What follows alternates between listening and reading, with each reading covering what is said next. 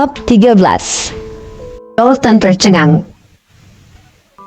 Apa itu, Tuan Bogas? Tanya Gentry bingung sambil mengulurkan dahi. Diam! Gentry tidak berani bersuara setelah Dalton menghardiknya. Tetapi Dalton sama sekali tidak memperhatikan Gentry. Ia menatap pergerakan Sean dengan mata membelalak. Sean sepertinya cukup terambil. Dia meminta Tuan Lamont untuk bersandar di kursi. Setelah membersihkan jarum, Sean pun bersiap melakukan akupunktur terhadap Tuan Lamont. Jarum-jarum itu tampak berkilauan dalam ukuran yang berbeda. Namun, di tangan Sean, jarum-jarum menakutkan itu menjadi kurang agresif. Seakan Sean sedang menampilkan pertunjukan spektakuler untuk penontonnya. Jarum-jarum itu menusuk tubuh Tuan Lamont bagai sedang menyulam. Semua jarum itu menusuk titik akupunktur dengan akurat. Itu dia? Kata Dalton pada dirinya sendiri dengan mata membelalak. Akupunktur sangat berbahaya hingga membutuhkan keterampilan tingkat tinggi. Titik akupunktur harus akurat dan dalamnya tusukan juga perlu dikontrol. Kali ini Sean tenang. Pergerakannya terlihat seperti dia sudah biasa melakukannya, sama seperti makan dan minum. Tidak lama kemudian, semua jarum sudah menusuk titik akupunktur Tuan Lamont dengan tepat. Gentry dan Scott bergidik ketakutan ketika melihat jarum-jarum yang tajam itu di tubuh Tuan Lamont. Dalton memiliki pengetahuan tentang akupunktur, jadi ia tahu bahwa Sean sangat terampil. Selain itu, Sean hanya menghabiskan setengah menit, sementara yang lain mungkin membutuhkan 1 jam. Sean menjentikan 9 jarum itu. Dia seakan membuat jarum-jarum itu hidup karena mereka bergetar. Itu dia! Itu dia! 9 keahlian akupunktur! Seru Dalton kaget dengan apa yang dia lihat. Sean berbalik dan menatap Dalton kemudian berkata dengan datar. Bagus? Ya. Dalton merasa sedikit malu, dan ia tidak berani mengatakan sepatah kata pun. Sementara matanya tertuju pada tangan Sean, Dalton berusaha mempelajari sesuatu pria itu. Namun, Sean melakukan semuanya dengan begitu cepat. Dalton hanya merasa terpesona. 5 menit kemudian, Sean menarik ke 9 jarum itu sekaligus. Tuan Lamont, bagaimana perasaan Anda sekarang? Tanya Sean santai sambil menyingkirkan kotak jarumnya. Phew! Tuan Lamont menghela napas dalam-dalam sebelum membuka matanya. Scott kemudian menyadari bahwa Tuan Lamont berkeringat. Cuaca tidak begitu panas, tetapi keringat Tuan Lamont mengalir dengan deras. Dan keringatnya tidak bening tapi bercampur dengan kotoran. Baik sekali. Lebih nyaman daripada sauna.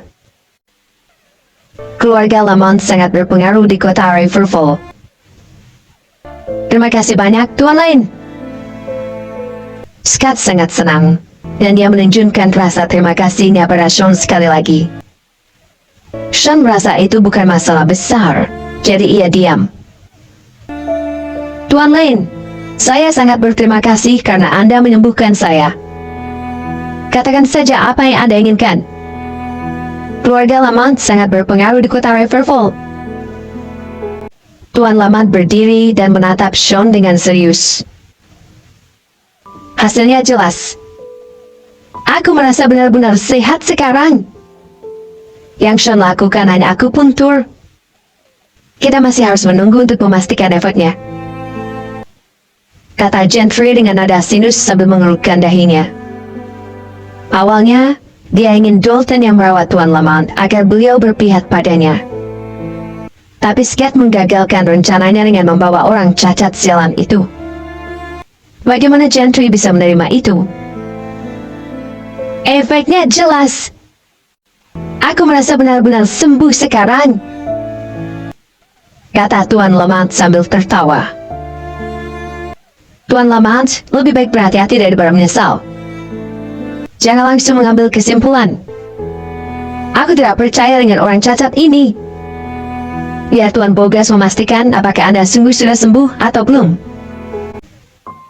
Gentry menoleh pada Dalton dan bertanya, "Bagaimana menurut Anda, Tuan Bogas?"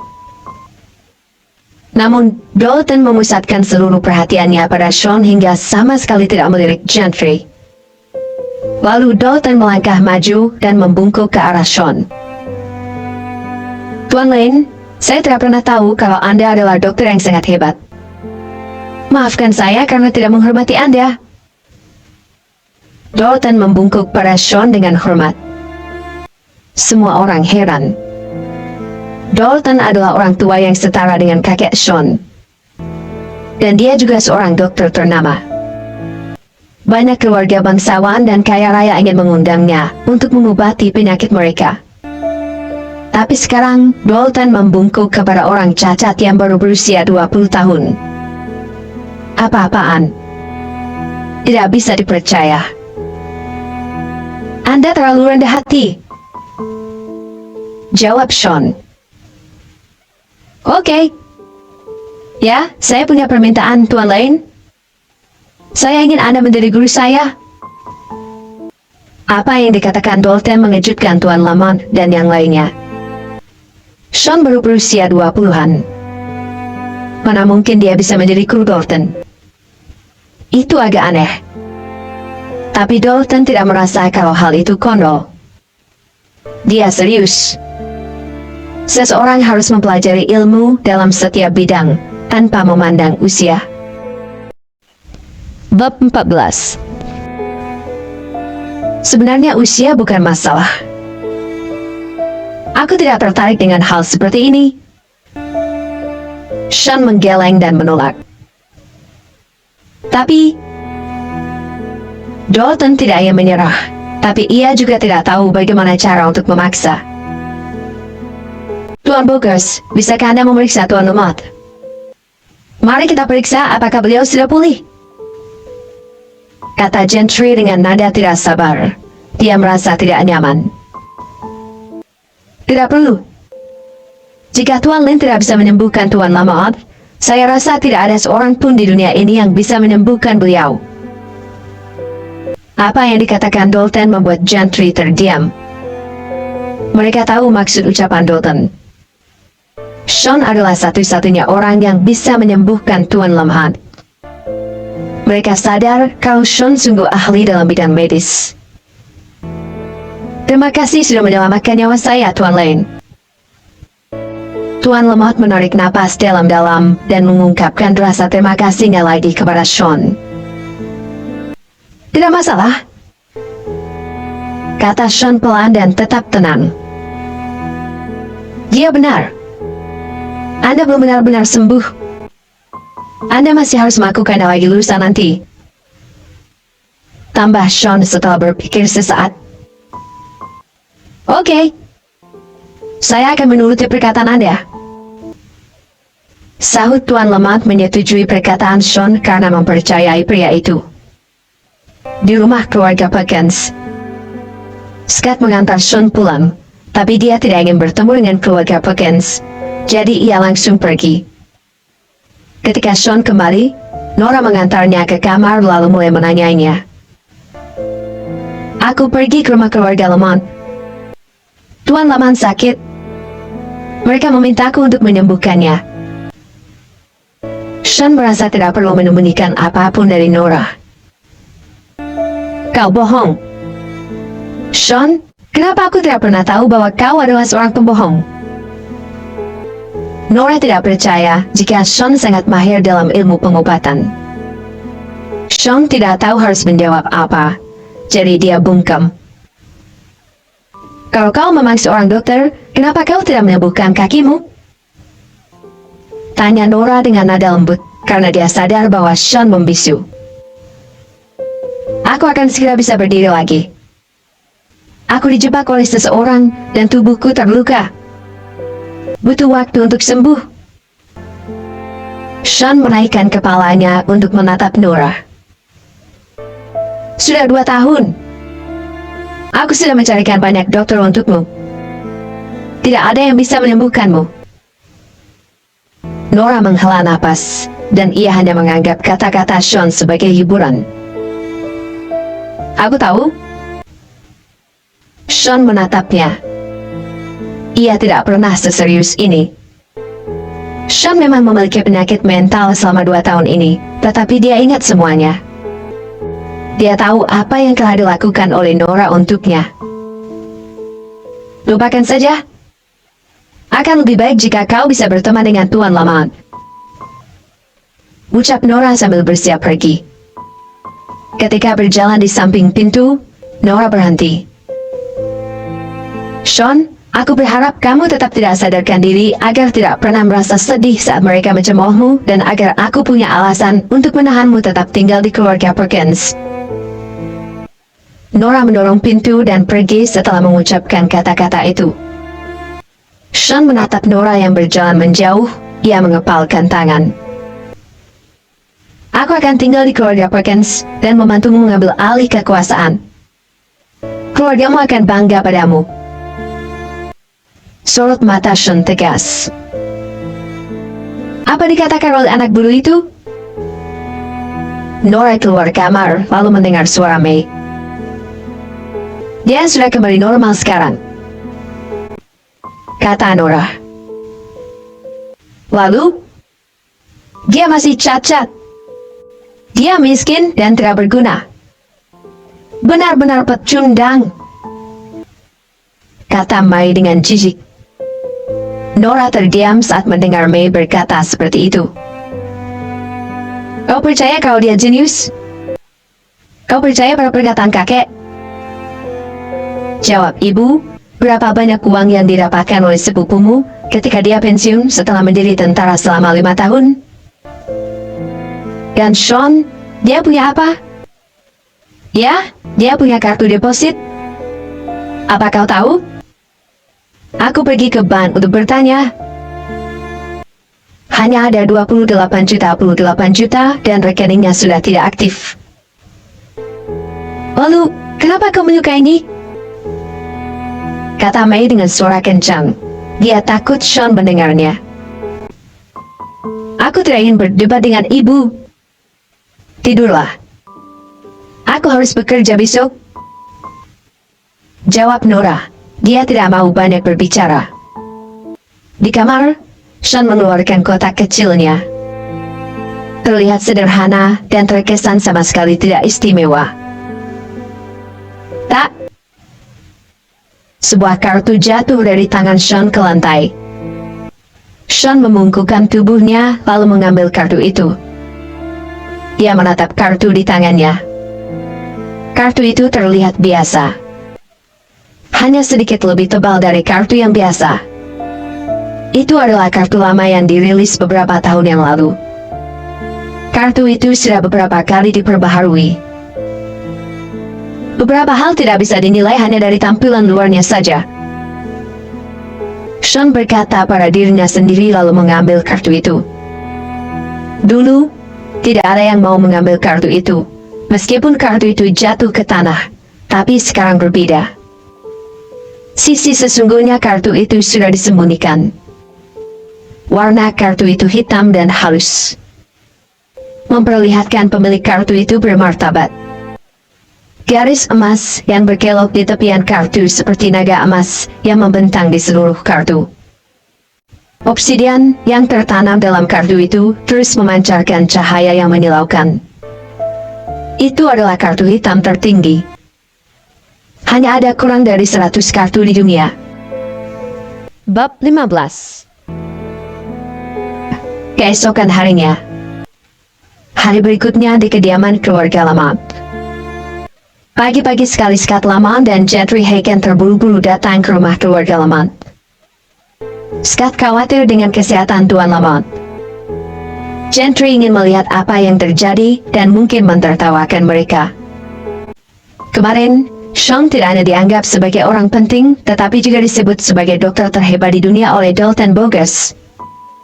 Jika Tuan Lamont tidak sembuh, Sean akan jadi bahan ejekan. Tuan Lamont, bagaimana keadaan Anda sekarang? Tanya Scott penuh harap sambil menatap Tuan Lamont.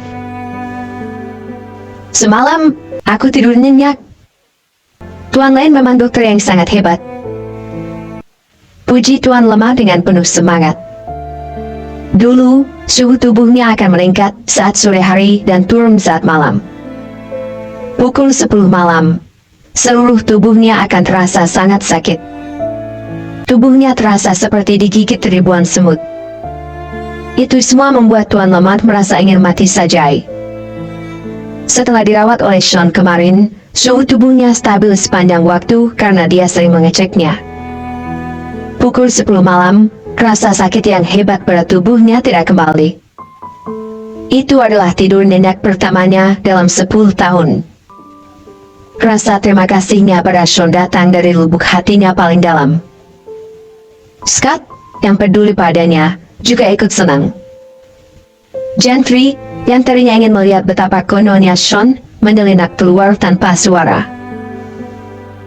Hayes Cameron bilang Tuan Lane pasti seorang dokter top. Dia tidak bohong, sahut Scott penuh semangat. Ini adalah bantuan besar untuk keluarga kita. Kita, keluarga Lamont, harus membalasnya. Tuan Lamont langsung berdiri lalu berkata, apa yang dia inginkan? Apa dia meminta sesuatu? Sambil menggelengkan kepalanya, Scott berkata, Tuan Lane agak aneh. Dia tidak menginginkan apapun. Dia hanya ingin kita membantu keluarga Perkins. Tuan Lamont mengangguk kecil lalu berkata, orang hebat entah kenapa selalu saja aneh. Namun, kita harus memberinya sesuatu meskipun dia tidak menginginkannya. Scott setuju lalu berkata, kurasa begitu, tapi aku tidak tahu apa yang pantas untuknya. Uang? Tidak. Tuan Lamont mengibaskan tangannya dan menambahkan, uang tidak sebanding. Tuan Lane kesulitan bergerak dengan kakinya yang cacat. Kau bisa pilih salah satu mobil. Kirimkan ke Tuan Lane sebagai alat transportasi. Langsung tersadar, Scott yakin Tuan Lane sangat membutuhkannya. Itu juga bisa menunjukkan ketulusan keluarga Lamont. Baik, akan kulakukan sekarang. Scott baru berdiri dan bersiap pergi. Ingat, mobilnya harus bagus. Perintah Tuan Lamont. Harus benar-benar bagus. Scott mengangguk serius. Di sore hari. Sore harinya, Sean mengambil kartu debitnya dan hendak mengambil sejumlah uang. Menjadi miskin itu tidak enak. Saat itu, uangnya bahkan tidak cukup untuk naik taksi. Sean pergi ke ban terdekat dengan menggunakan kursi roda. Samar-samar Sean ingat jika ban itu tidak jauh dari tempat kerja Nora. Itu merupakan keinginan Nora. Dia berharap tempat kerjanya tidak jauh dari rumah agar ia bisa merawat Sean. Setelah mengendarai kursi rodanya sekitar 30 menit, akhirnya Sean tiba di ban. Bang? Bang? Tiba-tiba Sean mendengar suara berisik. Sepertinya seseorang sedang menyalakan kembang api. Ia mengernyit dan menengok ke asal suara berisik itu.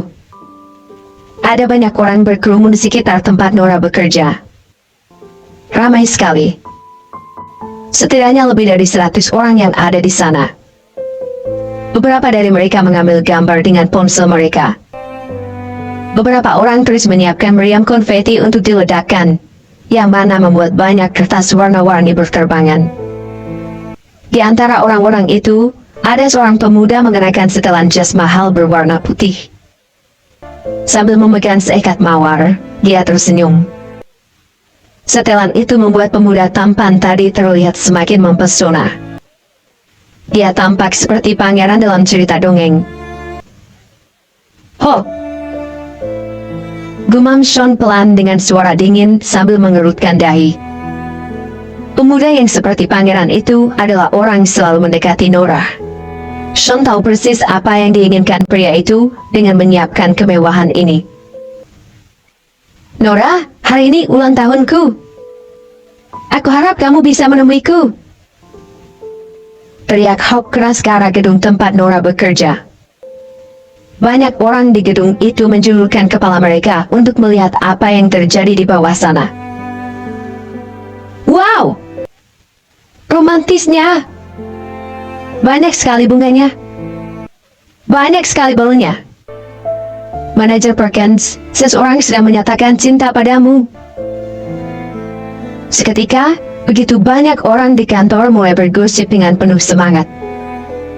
Mengenakan setelan kerja, Nora yang duduk di kursi mengernyit setelah mendengar suara itu.